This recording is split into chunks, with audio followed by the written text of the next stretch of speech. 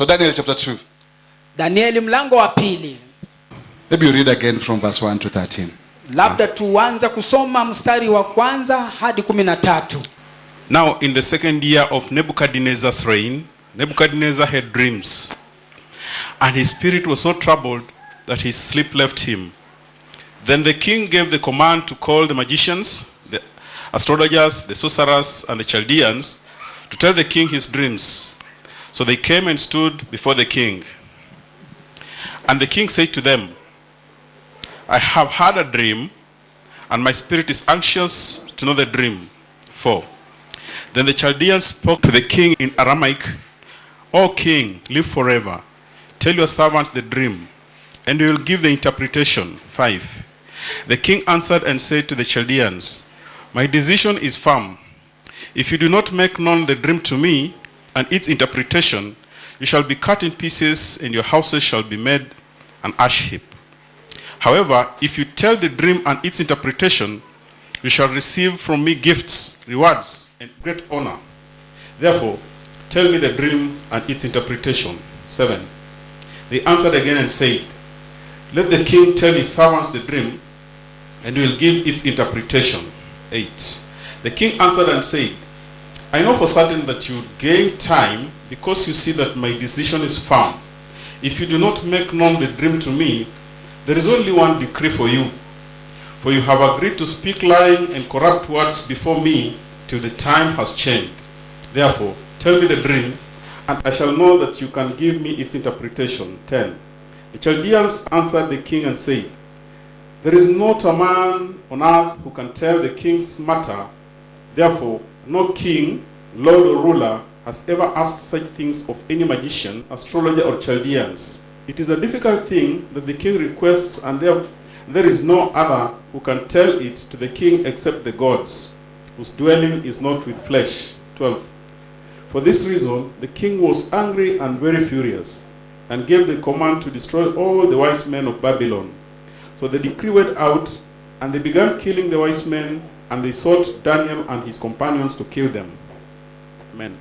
We began looking at Daniel chapter 2 from last Sunday. Basi tulianza kuangalia mlango wa pili wa Danieli kuanzia Jumapili iliyopita. When we saw King Nebuchadnezzar has gone through a series of several dreams. Basi na tukaona ya kwamba mfalme Nebuchadnezzar alikuwa amepata ndoto nyingi zaidi.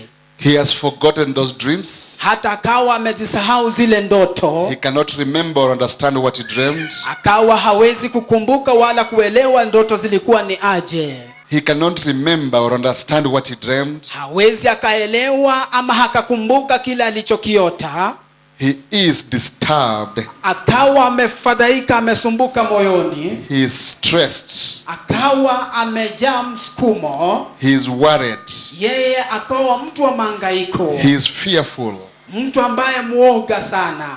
Because of the dreams that he had. Kwa sababu ya zile ndoto alizokuwa ameota. And now he calls his cabinet. Sasa hapa akaweza kuliita baraza lake la mawaziri. The State Department. Hata pamoja na the administrators of the state. Zile tawala za taifa. And he demands of them. Hata akaweza kuwaita na kuwataka wafanye mambo kadha. You are the most feared men as the wise men in the whole world. Akawaambia kwamba nyinyi ni watu wenye hekima na mliogopewa sana ulimwenguni mzima. I have a request to you. Basi nawauliza hivi. Reconstruct my dreams. Tell me what I dreamed. Je, mnaweza kunielezea na kuniambia ni kipi nilichokiota? And number 2, ya pili, interpret those dreams. Mkaweza kutafsiri zile ndoto. And they thought it's business as usual. Wao wakadhania tu ni mambo kawaida. They didn't know that the order of doing things has changed. Hawakujua amri ya kufanya mambo ilikuwa imegeuka, imebadilika. They didn't know that there was a shift in the spiritual realm. Hawakujua basi kuna mabadiliko na nafasi imebadilika katika ulimwengu wa kiroho. Because God was preparing the scene. Maana Mungu alikuwa anaandaa eneo to reveal that Christ Jesus, ya kuweza kudhihirisha na kuonyesha Yesu Kristo, that he is the only Lord worth being worshipped. Ya kwamba ndiye Bwana anayestahili kuabudiwa tu. How do I know this? Je, nitajuaje haya? Because at the end of the dream, Baada ya mwisho wa ndoto, the entire kingdom of Nebuchadnezzar falme mzima wa huyu Nebukadneza and the kingdoms of the world, na zile falme zote za ulimwengu, they were destroyed by a stone basi wakaweza kuharibiwa kwa jiwe that was not cut by human hands. And that stone filled the whole world, hilo jiwe basi likaujaza ulimwengu mzima, that the whole world was filled now with one rock. basi na ulimwengu mzima ukawa umejazwa na mwamba mmoja. And me and you know Nami mimi na wewe twajua that Jesus Christ kwamba Yesu Kristo is the rock. yeye ndiye mwamba.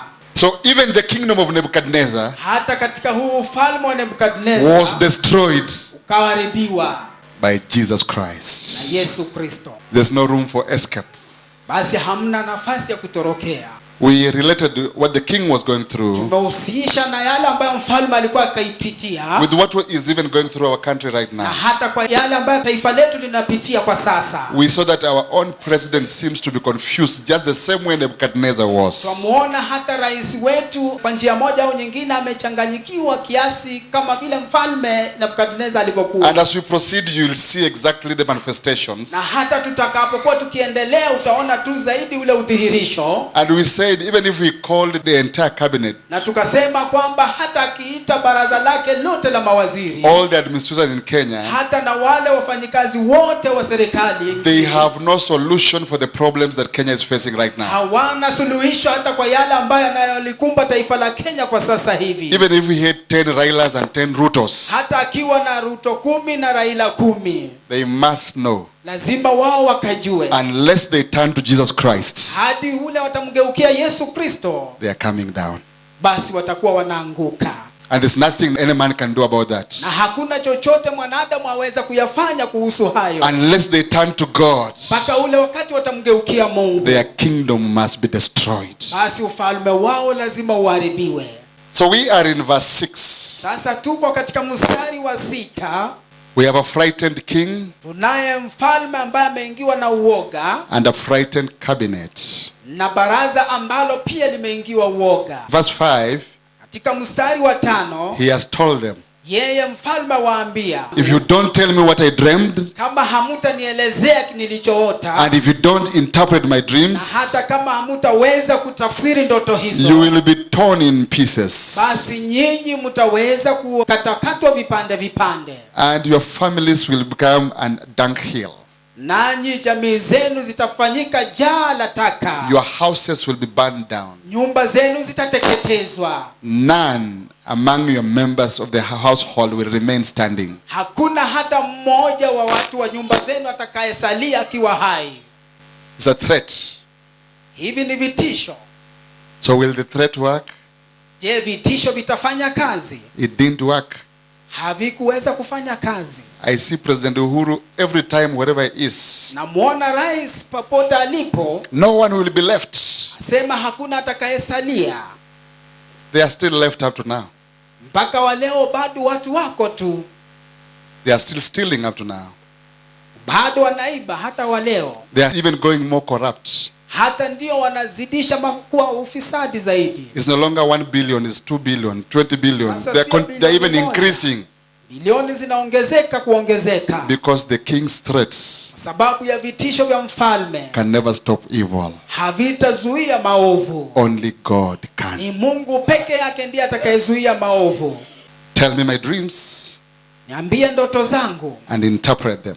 na hata ukazitafsiri. He promises them, Akaweza kuwaahidi, the man who will be able to tell me these dreams, ambaye yule atakayeniambia ndoto hizi, I'll give him a high honor, mimi nitampa heshima kuu, a high position in the government, mpa nafasi kuu katika serikali, and gifts.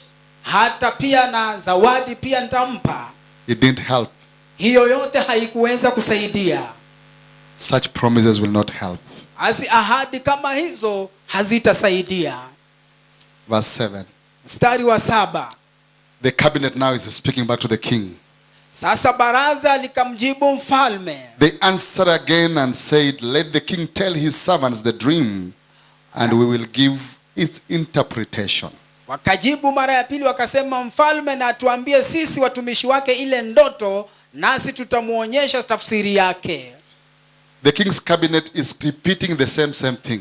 Basi baraza la mfalme linarudia yale maneno tu. The only way we can be of help to you, njia ya kipekee ambayo twaweza kukusaidia, is tell us your dream. ni wewe utuelezee ndoto yako. Give us your vision. Tupatie maono yako. The big four vision. Tupatie agenda zako 4. It doesn't help. Hiyo yote haitasaidia. The king tells them Mfalme akawaambia in verse 8, katika ule mstari wa 8. you may be taking this for a joke. Look at verse 8 now. Tizama huo mstari wa 8. The king answered and said, I know for certain that you will gain time because you see that my decision is firm.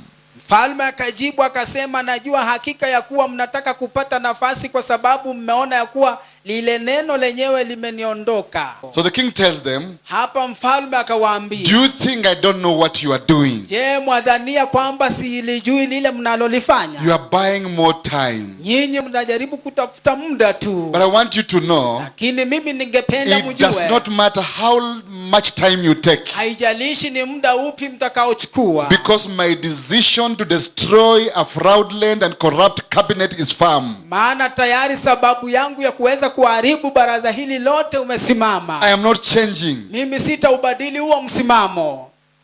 You know what the king is saying in other words? Wajua kile mfalme anachosema kwa njia nyingine? This is beyond my ability. Sasa hili imezidi uwezo wangu. God has stirred up the king Mungu ameweza kumkoroga mfalme beyond his ability to make changes on that decree. hata kuzidi uwezo wake wa kuweza kubadili hiyo tangazo ambalo He amelitangaza. cannot change it. Hawezi akalitangaza, And hawezi he says, akageuza, na anasema, I know you want to buy time. najua mnaomba muda zaidi, mnataka muda zaidi. Ask the courts of Kenya.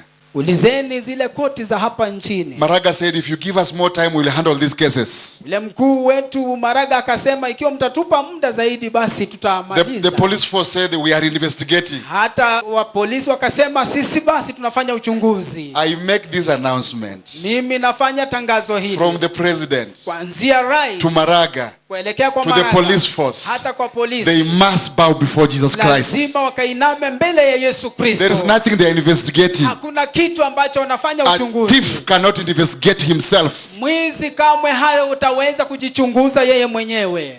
A time must come they bow before the Lord of Lords and King of Lazima Kings. ufikie wakati wainame mbele za mfalme, Bwana wa mabwana, mfalme wa falme. The king answered and said, I know for certain that you will gain time. Falme akajibu akasema, najua kwa hakika mnataka kupata nafasi. You are just buying time. Mnataka tu nafasi tu. Now look at verse 9. Tizama ule mstari wa 9. The king has some knowledge that we don't know here. Hapa basi mfalme akona maarifa nyingine ambayo sisi hatujui. Look at verse 9. It says, if you do not make known the dream to me, there is only one decree for you. For you have agreed to speak lying and corrupt words before me. Asema hivyo katika mstari wa 9, lakini msiponijulisha ile ndoto, iko amri moja tu iwapasayo, maana mmepata kusema maneno ya uongo. The king is saying you have conspired. Mfalme akasema, nyinyi mmeshirikiana. You have an alliance of liars. Nyinyi mna muungano ya waongo. The entire cabinet was an alliance of fraudulent liars, corrupt liars. Baraza mzima lilikuwa la mafisadi, watu ambao wameungana kuwa na uongo mtupu. So we are in verse 9. Tuko katika mstari wa 9. We will proceed without light. Basi tutaendelea hata bila ya umeme. The king is repeating his decree. Basi mfalme anaendeleza tangazo lake. If you cannot let me know the dreams ahead, Ikiwa kwa kweli hamtaweza kunifanya nikaweza kujua ndoto ambayo nilikuwa nayo, and if you cannot give me the interpretation of those hata dreams, kama hamtanipatia ile tafsiri ya zile ndoto, I am very firm. basi mimi nina ule msimamo. So the first thing it tells them is that the time has changed. Jambo la kwanza kuambia kwamba ni muda umegeuka. Time has changed. Nyakati zimebadilika. You have always been cheating me. Basi wakati wowote mmekuwa mkitumia uongo kwa You ajili have yangu. always acted corruptly. Mmekuwa watu mafisadi wakati wowote. You've always lied to me. Hata mmekuwa mmekuwa mkinihadaa wakati wowote. But now times have changed. Lakini sasa nyakati zimebadilika. I am surprised that even Nebuchadnezzar knew that times have changed. Shangaa hata Nebukadneza mwenyewe aligundua kwamba nyakati zimebadilika. This is a different season. Haya ni majira tofauti. We can't continue the way we have been doing things. Basi hatutaendelea kufanya mambo vile tumekuwa tumezoea. Times have changed. Nyakati zimebadilika. Reconstruct the dreams Lazima muweze kukusanya zile ndoto and give me the interpretation. na mnipe tafsiri ya ndoto hiyo. So if you look in verse 9, Tazama huu mstari wa 9. the big pronunciation from Nebuchadnezzar was that times have changed. Na kwamba tangazo kuu kutoka kinywani mwa Nebukadneza ilikuwa ni kwamba nyakati zimegeuka. It's not business as usual. Mambo hayatakuwa kawaida. And our Kenyan politicians don't know that also. Na hata hawa wanasiasa wetu hapa nchini hawayajui. That's why they are still abusing each other's funerals. Ndio maana kila wakati wakiingia kwenye mazishi ni matusi tu wakitusiana. Every opportunity they get with the press, they abuse one another. Kila wakati wanapopata nafasi na vyombo vya habari wao ni kutukanana. Someone needs to announce to them, Lazima mtu awatangazie it's not business as na usual. kwamba mambo si kawaida. Times have changed. Nyakati zimebadilika. The magicians, Wale waganga, astrologers, wale wa kusoma nyota ama wasihiri, the sorcerers, chawi, and the Chaldeans, wale wakaldayo, they tell the king, hata wakamwambia mfalme, now we know you are firm. sasa sisi twajua uko na msimamo dhabiti. So let us give you our final submission, Asiwacha tukupatie habari yetu ya mwisho, our honest and final submission. kwamba jibu letu ambalo ni la uhakika na la mwisho. So look at verse 11. Tazama huu mstari wa 11. It is a difficult thing that the king requests, and there is no other who can tell it to the king except the God, whose dwelling is not within flesh.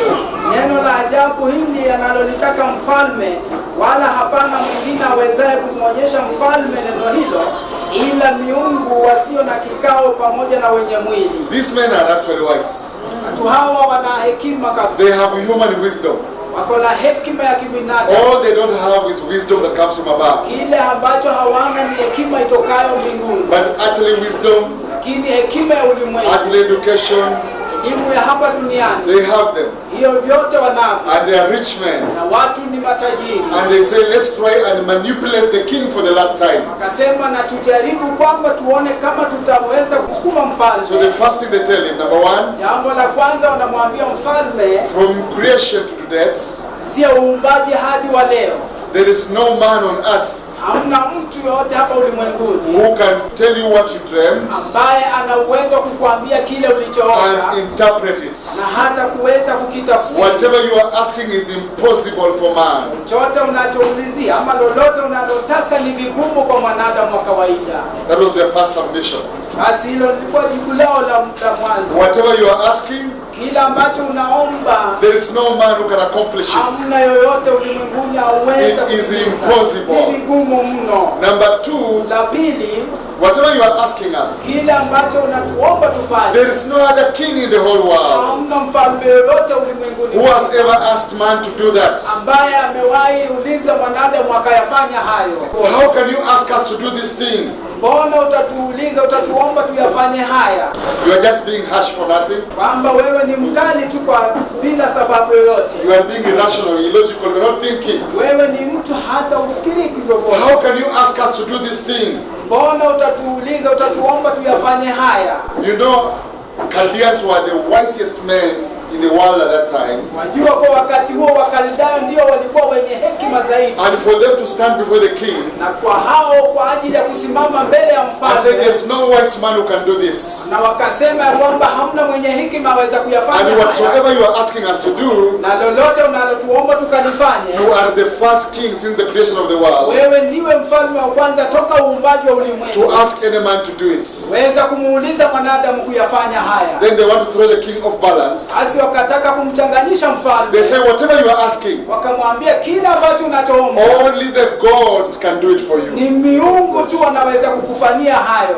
Only the gods. Miungu tu peke And yao. when they're talking about the gods, Wanapozungumza kuhusu they're not miungu, talking about Jehovah, hawazungumzi kuhusu the Yehova, creator of heaven and earth and all that is Muumba in it. mbingu na ulimwengu na vile vilivyomo They are vyote. talking about their idols. Wao wanazungumzia kuhusu zile sanamu, miungu. The word for those gods Neno kwa ile miungu is that in English word pantheons or vikaragosi. pantheism. Kwa Kiswahili ni vikaragosi. Pantheism is the worship of many diverse gods. Ukaragosi ni njia moja kuabudu miungu ambayo ni nyingine. You know, we have the god of fertility, Tuko na Mungu, the god of the rain, Mungu wa mvua, the god of the sun, Mungu wa the jua, god of wealth. Mungu wa mali. All of them put together Wao wote waweke pamoja. is called pantheism. Naitwa miungu ama vikaragosi. So they tell the king, Wakamwambia mfalme, stop looking for a solution from among us waacha kutafuta sababu ama suluhisho ndani and mwetu. go higher. Wewe nenda mbele, Look from among the gods. tafuta kwa wale baadhi ya miungu. Now Chaldeans were wise, Wakaldayo walikuwa wenye hekima, but again they were the priestly family of Babylon. lakini pia walikuwa ni familia ya kifalme. They are the ones that were running the religious fabric of Babylon. Wao ndio walikuwa wanaongoza sehemu ambayo ni ya kidini katika And they Babyloni. are saying we cannot do it. Nao wameshindwa, wanasema hatutaweza haya In kama. other words, Kwa njia nyingine, the Chaldean religion has failed. basi ile dini ya Wakaldayo ikawa imeshindwa. Look somewhere else. Tafuta mahali pengine. I'm sure Ninao uhakika, there are many men the president calls the state house. nao watu wengi ambao rais huwa anawaita kule ikulu, He tells the men of God, anawaambia nyinyi watumishi wa what should we do here? je, hapa They tutafanyaje? say let's call for a national prayer day. Wao wanamwambia tuite maombi ya kitaifa. A national prayer day will not solve the problem of Basi Kenya. maombi ya kitaifa hayatakuwa na suluhisho kwa taifa la Kenya. And when they say let's call for a national prayer day, Wanaposema kwamba tuite maombi ya they are not kitaifa, even interested in prayer. wao basi hawana haja na They maombi. want the money the president will give them. Wana haja na zile senti rais atawapatia. Let me tell you something about national prayer day. Wacha niwaambie jambo kuhusu hili ombi la There was taifa. only one nation in the world Na tu taifa moja ambalo lilikuwa called Israel ambalo lilikuwa that laitwa God chose as his own nation. Mungu akalichagua kama taifa lake. When they failed him, Hata walipokosea, God does not have nations belonging to him. Mungu hana taifa la kwake tena. The nation of God Taifa la Mungu is the ni church. kanisa. You who have believed in Christ Jesus. Ndani ya Yesu. So for any man telling the president, Kwa hivyo kwa mtu yote let's call for a national prayer acha day, tuite maombi siku ya maombi ya then you call kitaifa. traditional Masais to pray there. Anaita wale wa Masai wa You call Hindus to pray there. anawaita Wahindi You call Muslims to pray there. Waislamu pia wanaitwa. That's the Chaldean religion. There is nothing like national prayer day. Hakuna kitu kama maombi ya kitaifa. Everybody in Kenya is not a Christian. Kila mtu hapa Kenya, si kila mtu ni And Mkristo. we cannot say Kenya is praying. Na hatuwezi kusema taifa la Kenya It linaomba. must be me and you who believe in Lazima Christ iwe Jesus. sisi na wewe ambao tunamwamini Yesu. We are the only ones who can open heaven. Sisi ndio tunaweza kufungua mbingu. Not those things you see in Uhuru Park Sio every vile day. vitu tunavyoviona ikifanyika huru. That is religious witchcraft you see every day. Uchawi wa kidini unapofanyika pale huru pale. They will not solve the problems of Hiyo Kenya haitasuluhisha matatizo ya hapa. until we bow before the Lord of Lords and King of Wakati Kings. tutakapoenda mbele ya mfalme wa wafalme, Bwana wa They mabwana, can't stand. hapo hawatasimama. They cannot stand. Hawatasimama Bwana. I say, with the authority given to me by heaven, without any fear or prejudice, Matatizo yote. there's nothing called National Prayer Day. Hakuna kitu kinachoitwa maombi ya kitaifa. Siku Then ya maombi you ya call kitaifa. cultural people to come and say their things there. Tutaita watu wa utamaduni. Whom are they praying to? Hao wanaomba Mungu yupi? Some are praying to Buddha, Wengine wanaomba others to Muhammad, wengine Muhammad, others to someone else. wengine wengine tofauti. We pray to God, the living God, the creator of heaven and earth, Mbingu na nchi. the only God worthy to be worshipped in this country. Mungu wa pekee anayestahili kuabudiwa. kuabudiwa. But we know one thing. Lakini twalijua jambo Not moja. every Kenyan is worshiping him. Si kila Mkenya anayemwabudu. So the only people who can come together and pray, Watu wa pekee kuja pamoja they are those who have believed in Christ ni wale ambao Jesus wanaamini Yesu Kristo as their Lord and Savior. No other person has the authority to stand before a Father, opening his mouth, akifungua kinywa chake, spewing defiled words before him, akitoa maneno ambayo yamejaa jaziba, and saying that we are worshiping. akisema tunamwabudu. That is witchcraft. Huo ni uchawi. President, Rais, for us to solve the Kenyan problem, ili kuweza kusuluhisha matatizo ya Kenya, let all Kenyans meet at Uhuru Park. lazima Wakenya wote wakakusanyike Uhuru Park. This is not something for all Kenyans. Hili silo jambo la Wakenya wote. In Babylon, Kule Babiloni, it was not something for every Babylonian. halikuwa jambo la Mbabiloni yoyote yule. Daniel was the man for the crisis. Ajili ya mgogoro. A time must come in Kenya, Zima muda wadia hapa. and the time is here, that God will reveal himself Mungu atajidhihirisha in a manner he has never been known before in njia this ambayo country. hata haijawahi onekana kwa taifa hili. So in verse 11, Katika huo mstari wa 11 they have told the king three things. wakamwambia mfalme mambo matatu. No human being can tell what you want. Basi hakuna mtu yeyote aweza kusema yale unayotaka. Number two, La pili, no king has ever done this kind of thing. hakuna hata mfalme amewahi fanya mambo kama haya. You are being unreasonable. Wewe ni mtu ambaye kwa kweli hufikiri. You are being illogical. Basi hufai. You are being irrational. Ni mtu ambaye hufikiri. Asking your cabinet Ukiwa unaliomba baraza to lako fulfill your vision likaweza kutimiza maono is an yako. impossible Hili request. basi ni jambo ambalo haliwezekani. But I like this man because they are being honest. Lakini nawapenda watu hao kwa sababu They didn't say we'll go and try. hawakusema kwamba tutaenda tujaribu. They said, King, Sema mfalme, we are defeated. sisi tumeshindwa, tumelemewa. They tell the king, try the gods now. Basi wakamwambia mfalme, sisi vile tumeshindwa, jaribu miungu. Now verse 12, for this reason, the king was angry and very furious and gave the command to destroy all the wise men of Babylon. Mfalme akaghadhabika sana, akaona hasira nyingi, akatoa amri ya kuangamiza wenye hekima wote. The rage and wrath from the palace. Ile hasira ya kutoka kwenye nyumba ya mfalme. Look at our president these days when he's speaking. Tizama hata rais wetu anavyozungumza siku hizi. His body language Hata wanaposimama vile alivyo is anajiweka. wrath.